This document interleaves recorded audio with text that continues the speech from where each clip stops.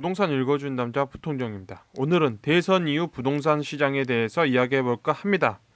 대선 이후에 부동산이 오른다, 떨어진다, 이렇게 하신 분들도 있겠지만 사실 다 정해져 있는 거기 때문에 무엇이냐면 이제 대선이 이루어지고 있잖아요. 그래서 이번에 이명박 대통령이 이제 당선될 가능성이 가장 높다고 하는 거잖아요, 지금.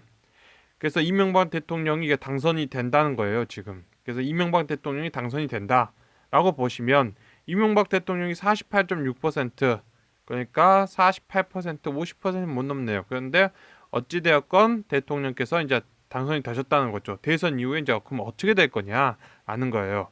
자, 그래서 이명박 대통령이 이번에 당선돼요. 이번에 당선되면 이제 대분양의 시대가 오는 거죠. 이 분양의 시대. 그럼 여러분께서 이 분양의 시대가 무엇일까 하면서 앞으로 입주할 수 있는 게 물량이 많아져, 사전 처형이 많아져, 이런 얘기를 하시겠지만 대부분 다 헛소리고, 뭐냐면 20년 넘는 아파트를 현 분양가로 주고 사고 계시는 분들이 있어요. 그런 실거래가 찍혀져 있는 것들 있죠. 그렇게 사는 사람들 중에서 가족 간 거래로 해서 이런 것들을 어떤 속임수 쓰는 거라든지 아니면 가족 간 현금 거래 없이 그냥 넘기기 하는 거일 수도 있고, 아니면 뭔가 분양하는 건설사한테 돈을 받고 나서 이런 거래 실거래가를 띄우는 이런 작업을 하시는 분들, 이런 분들은 상관이 없는데 이게 진짠가 하면서 들어오셨던 이 실거래 하시는 분들, 그러니까 다른 사람은 어떻게 주고 사냐면 새 아파트를 사는데 본인은 그 가격으로 25년짜리 아파트를 사는 거예요. 지금 그런 사람들이 있어요. 그런 사람들 어떻게 된다? 뒤진다 보시면 돼요. 그런 사람들은 뒤진다. 그래서 사실상 2020년도죠. 이때부터 다주택자들은 이제 줄여 나가는 거죠. 네, 그럼 세금 혜택 받으면 다 줄여 나가는 거고, 2021년도죠. 2021년도부터는 마지막 물건까지 다주택자들이 다 정리를 하고 있었다고 보시면 돼요. 그러니까 2020년도부터는 여러분들 정리하는 것들이 실거래가로 찍혀 있었던 게 굉장히 많죠. 그런데 이제 문제는 이런 것들 잡으신 분들이 있을 거예요. 이런 분들은 이제 싹 죽는 거죠. 싹 죽는다고 보시면 돼요. 어쩔 수가 없어요. 싹 죽어요. 왜냐하면 그런 사람들의 어떤 가격들을 본다면 분양가예요. 여기서 분양가를 더 끌어올려야 되잖아요. 문제는 여기서 분양가를 더 끌어올려야 되는데, 문제는 무엇이다? 문재인 대통령 시절에 경제 성장을 전혀 안 했다라고 보시면 되는 거예요. 전혀 안 한 거예요. 즉 경제 성장을 전혀 안 했다는 건 그 다음 대통령은 어떻게 된다? 노조랑 친할 수가 없어요. 문제는 그거예요. 문제는 거가 있는 거죠. 거기 있는 거예요. 모든 문제는 거기서부터 시작이에요. 자, 그래서 노동투쟁을 하면 어떻게 된다? 노동투쟁을 하면 그 다음 대통령은 노동투쟁을 하고 있으면 때린다. 때린다. 라고 보시면 돼요. 때린다. 때립니다. 안 맞았죠? 지금까지는 때립니다. 이제부터는 오냐오냐가 없어져요. 자, 그래서 어쩐다?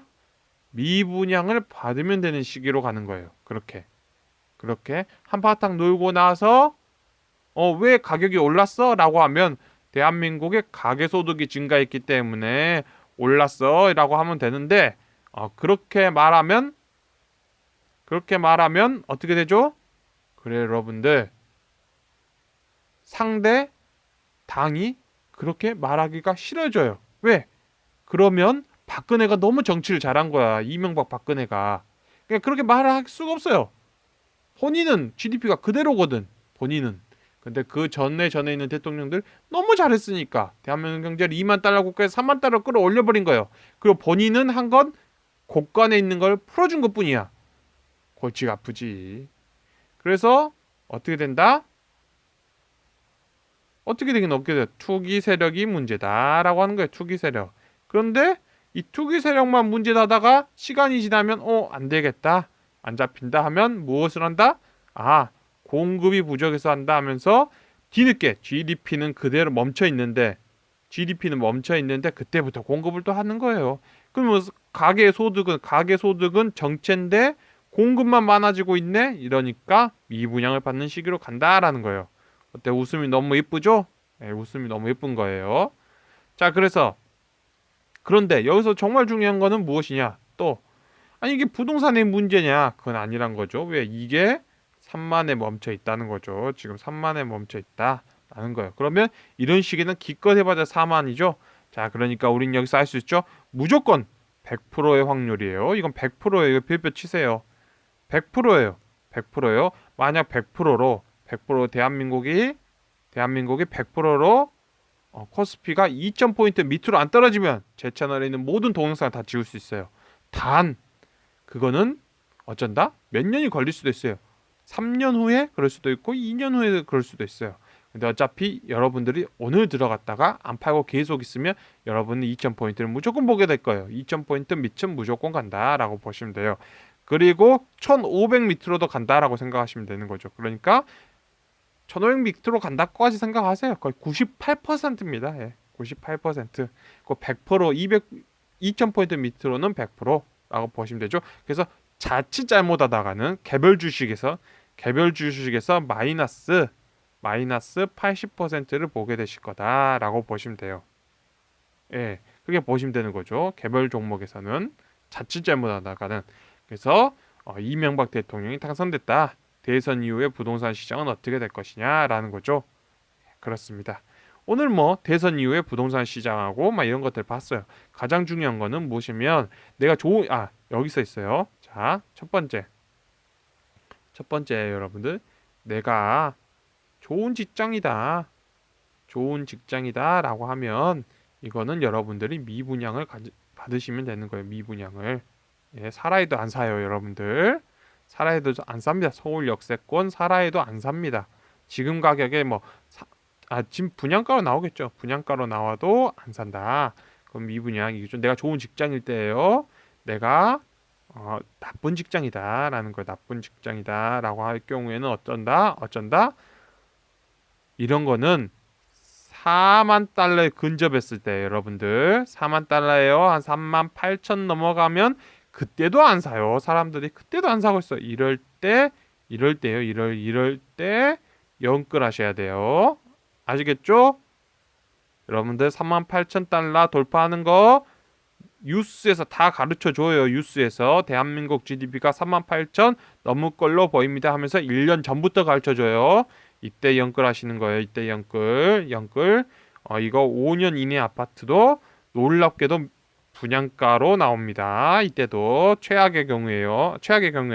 평상시 경우에 평상시. 그게 아니라면 여기에다가 옵션가 붙여서 갖다가 일부 세금 좀 붙여서 정도 가격으로 나올 거예요. 38,000에서 그것도 5년짜리가 여러분들 이거 메모하시고 보시면 됩니다. 간단한 거예요. 너무 간단한 거예요. 자, 너무 간단한 거 다시 말씀드릴게요.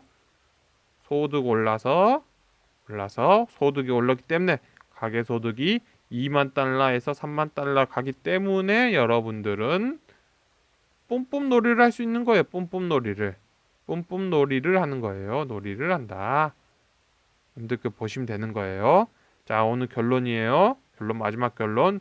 좋은 직장 갖고 있는 사람은 미분양 나온 거 아니면 분양 계속 하세요. 굳이 구축하실 필요 없어요. 여기서 좋은 직장 중에서도 제 채널에서는 항상 30대 40대가 많이 보니까 이런 분들 얘기하고 있는 거예요. 이렇게 가시고 난 나쁜 직장이다 라고 보시는 분들 있죠. 여러분들은 지금 연끌하면 안 돼요. 38,000 외워두세요. 38,000을 근접하면 연끌하시라. 여러분들 38,000 되잖아요. 그럼 어떤 일이 가르쳐 드릴게요. 38,000이 딱 되면 38,000이 되면 자, 굉장히 도덕적이에요. 굉장히 도덕적이고 굉장히 능력이 좋고 잘생기고 뛰어나고 언어 감각도 좋고 나라를 발전시킬 수 있는 그런 대통령이 여기서 국민의힘에서 나올 거예요. 대통령 후보가 여기서는 아주 나쁜 놈이 나와요. 나쁜 놈. 아주 나쁜 놈이고 무능력이고 나이만 처먹은 거죠. 나이만 처먹은 거기 여기 민주당에서 나올 거예요. 여러분들 잘 외워두세요. 무조건 민주당 당선이에요. 38,000부터는 여러분들 외워두시고 별표 치시고 하시면 돼요. 예, 그렇게 별표 치시고 외워두세요. 자, 이때 이쪽으로 공천 받으러 가면 안 돼요.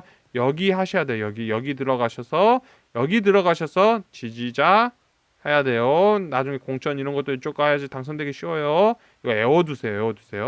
외워두세요. 대한민국 38,000이 이거 또 알아두세요.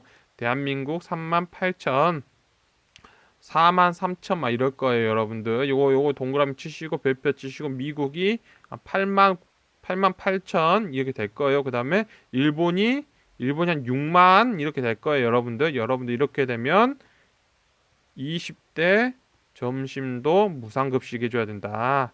무상급식. 이거 동그라미 치고 별표 치고 외워두세요. 외워두셔야 돼요. 20대 대학생들 무상급식이에요. 외워두세요. 대학생 무상급식이에요, 여러분들. 이거 외워두세요. 그럼 여러분들 이렇게 말할 거야.